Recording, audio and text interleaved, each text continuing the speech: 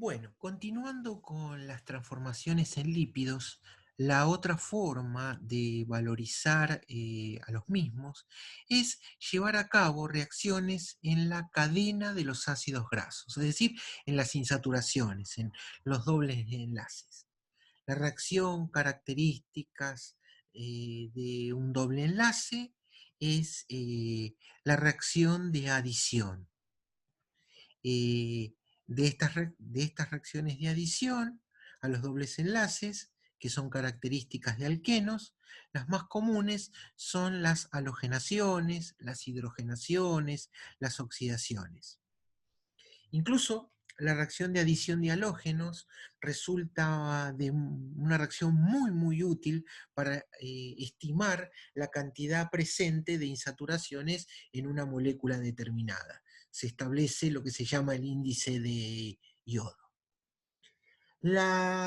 Por su parte, la hidrogenación catalítica es otro tipo de adición clásica a los dobles enlaces. Si se hidrogenan todos los dobles enlaces de un aceite se produce un sólido duro y quebradizo. Sin embargo, si la hidrogenación no es total, sino una hidrogenación parcial, se genera un producto similar a una grasa. Se llama aceite vegetal hidrogenado o margarina. La otra reacción característica que involucra a la cadena de ácidos grasos es la oxidación de los enlaces dobles. Eh, Normalmente es una reacción homolítica que se produce por el oxígeno atmosférico e involucra la formación de radicales libres. En la reacción se producen fragmentos, algunos de los cuales son aldehídos de cadena media, por ejemplo, 7, 9 átomos de carbono. Los aldehídos y los ácidos formados habitualmente tienen sabores y olores desagradables eh, que son conferidos a las grasas o al aceite cuando se oxida. Por eso se dice que una grasa se enrancia. ¿Sí? Ese tipo de enranciamiento es un enranciamiento debido a un proceso de oxidación, un proceso radicalario que lo produce el oxígeno, la luz, ¿sí? Y se denomina rancidez oxidativa. Distinta es de la acidez hidrolítica, que es que se produce en presencia de agua. ¿Cuáles son las reacciones, digamos, más importantes desde el punto de vista de las rupturas oxidativas? Bueno, tenemos la ruptura propia, oxidativa propiamente dicha, o también las reacciones de ozonólisis, que dan origen a ácidos dicarboxílicos. Esos ácidos dicarboxílicos poseen aplicaciones directas o pueden transformarse, a su vez, los ácidos carboxílicos, mediante reacciones conocidas, ¿sí? Ácidos, ésteres, sales, anhídridos. Y cada una de ellas tienen aplicaciones definidas. Actualmente se desarrollan a partir de esos materiales formulaciones para pegamentos de polímeros, solventes biodegradables, lubricantes, adhesivos, inhibidores de corrosión. Acá podemos ver un ejemplo típico de una ruptura oxidativa que también se puede producir ya sea con un catalizador ácido hiperóxido de hidrógeno o por ozonólisis directamente. Mediante una oxidación suave, el doble enlace da un diol. Si se hace que las condiciones sean más drásticas, se rompe directamente el enlace carbono-carbono, generando primero dialdehídos, y luego esos aldehídos que son fácilmente oxidables dan los correspondientes ácidos carboxílicos. Estas reacciones sobre la cadena del ácido graso involucra reacciones muy variadas, que pueden ser formación de epóxidos y apertura, hidroformilaciones, procesos de dimerización, como venimos diciendo, procesos de ozonólisis, metátesis de olefinas. Miremos esta reacción. La epoxidación es la transformación de mayor importancia para la obtención de estabilizantes y pegamentos. La epoxidación de ácidos grasos y ésteres de los mismos genera productos con propiedades retardadoras de fuego, antioxidantes y aditivos para lubricantes. Podemos ver algunos ejemplos de epoxidación sobre directamente el triacilglicérido. Acuérdense que las grasas y los aceites son mezclas de estas estructuras. Entonces, si uno realiza la epoxidación, esa epoxidación se realiza a nivel de los dobles enlaces. Los epóxidos son ciclos de 3 centros muy inestables, muy tensionados.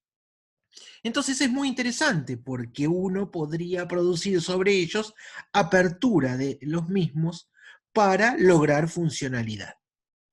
Así, por ejemplo, si lo atacamos con un haluro, formamos este tipo de compuestos, funcionalizados por un halógeno o por un nucleófilo de manera genérica y un grupo oxidrilo. Otras reacciones interesantes son las hidroformilaciones, las hidrocarbonilaciones y las reacciones llamadas de Koch. Ahora vamos a ver ejemplos de cada una, en los cuales los productos formados se suelen emplear en la formulación de polímeros y copolímeros con uretano, los cuales presentan propiedades adhesivas e incluso en la formación o en la formulación de pegamentos. La reacción de hidroformilación, que involucra la acción de un catalizador y hidrógeno y monóxido de carbono, de ahí su nombre, ¿sí? Un lado introduce un grupo formilo, del otro lado tenemos el hidrógeno incorporado. Y una reacción muy interesante asociada a los ácidos grasos, que está teniendo gran utilidad, es la metátesis de olefinas, en las cuales se utilizan catalizadores llamados de Group, que fue el investigador quien trabajó y que incluso recibió el Premio Nobel de Química por esta reacción.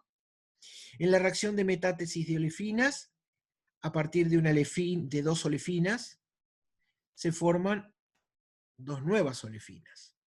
Es decir, una parte de esta estructura se acopla con una parte de esta estructura y la segunda parte de esta estructura con la segunda parte de esta. Esta sería una metátesis cruzada entre dos alquenos diferentes. Pero también se puede producir un proceso de metátesis con un solo alqueno, formando un alqueno que contiene dos partes de esta estructura y otro alqueno que contiene dos partes de esta estructura. ¿Sí?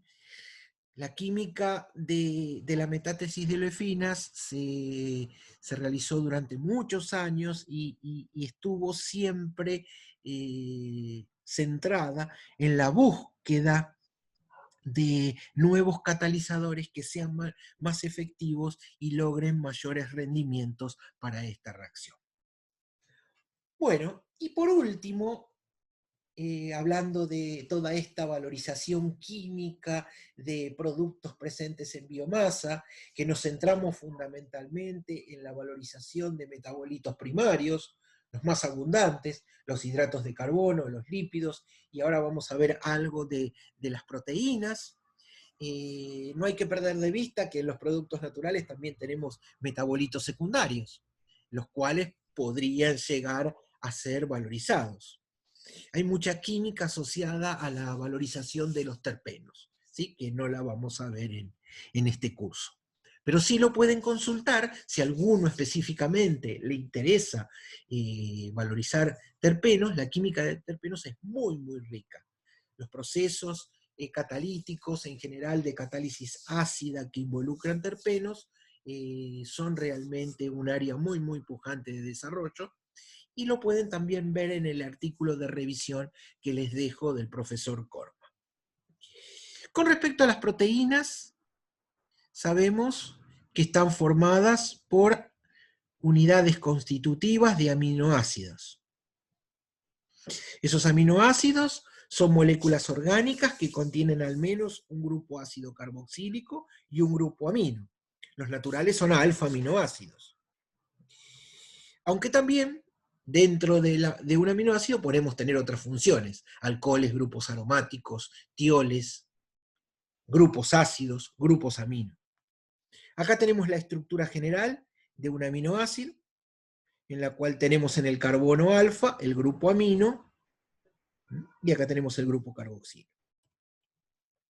En general, solo lo que cambia es el R que estábamos hablando, y dependiendo del R, los distintos aminoácidos que tenemos.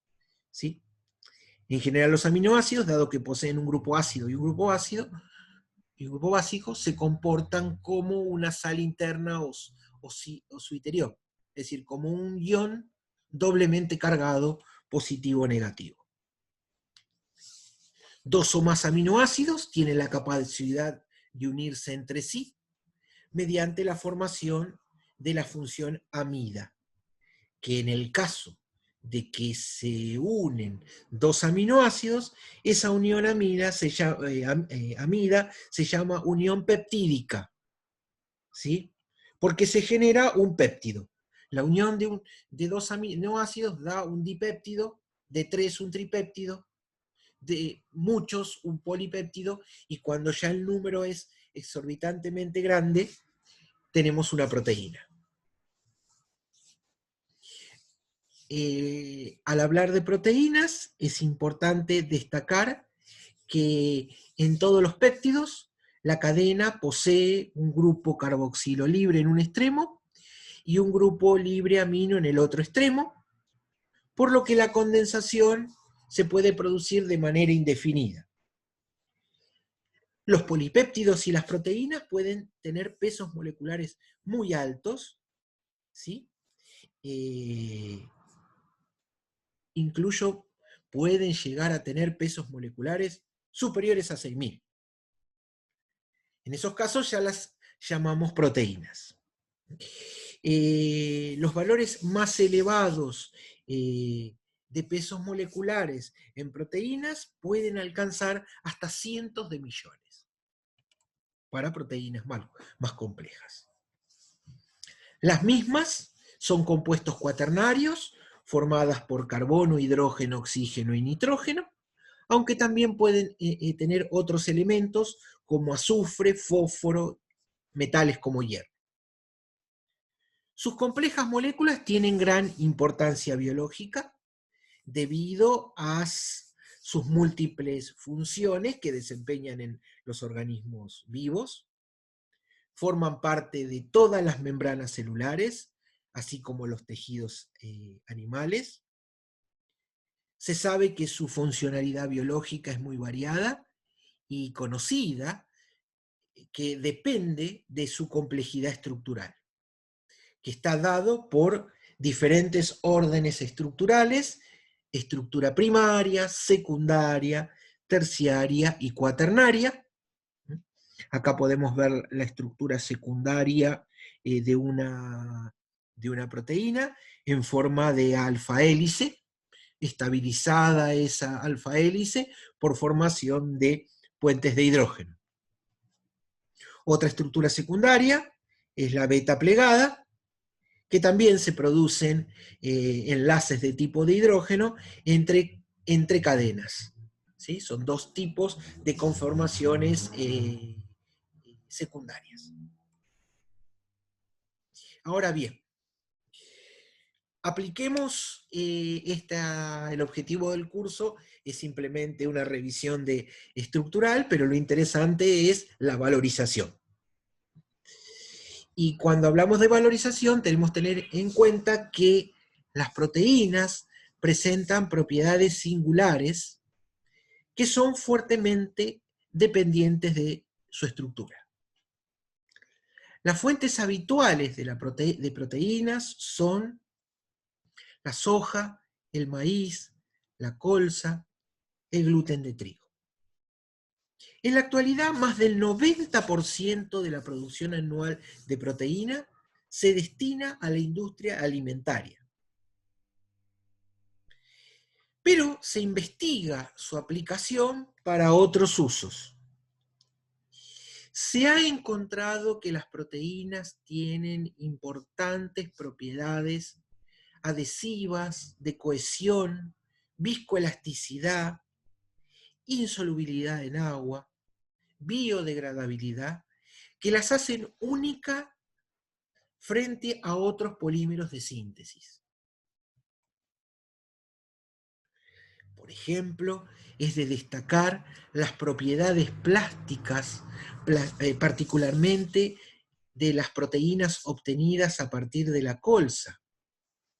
Por otra parte, las proteínas de soja proporcionan características excelentes de adherencia, lo que posibilita formular adhesivos alternativos al formaldehído, que pueden ser usados en chapeados o en conglomerados. Las proteínas también tienen innumerables proyecciones en química farmacéutica, en química cosmética y en agroquímica. Ya de esto lo vimos, así que lo vamos a pasar rápido. Las proteínas permiten obtener plásticos biodegradables alternativos a los derivados del petróleo. Permite la obtención de plásticos biodegradables, ¿sí?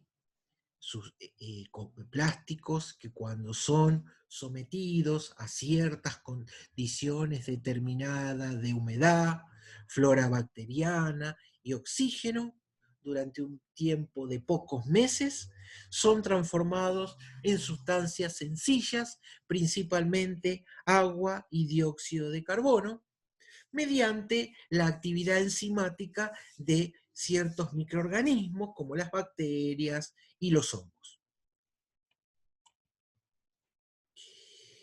Dentro de estas proteínas, para formar plásticos biodegradables, ya vimos algunas cosas relacionadas a proteínas específicas como la caseína, ¿sí? Las proteínas del suero láctico, las ceínas y el colágeno. Específicamente, los caseinatos son buenos formadores de películas emulsionadas por su naturaleza anfipática, su estructura desordenada y su capacidad de formar puentes de hidrógeno, las hacen únicas. Las películas de caseinato presentan además características muy favorables de transparencia y flexibilidad que permite ser usada en todo lo relacionado al packaging de la industria alimentaria. Bueno, esto ya lo habíamos visto. Así que con esto culminamos con la parte de valorización de química de metabolitos primarios presentes en biomasa. Y en la próxima presentación voy a explicar un poco algunas aplicaciones recientes asociadas a la biomasa, pero entendiendo a estos productos como bloques de construcción para otras moléculas, pero ya desde el punto de vista lo vamos a abordar desde el punto de vista de algunos ensayos realizados por nuestro grupo de investigación, ¿sí? En cuanto a la valorización de bloques de construcción presentes en biomasa, en reacciones químicas catalíticas, tratando de realizar estas reacciones a través de procesos amigables con el medio ambiente.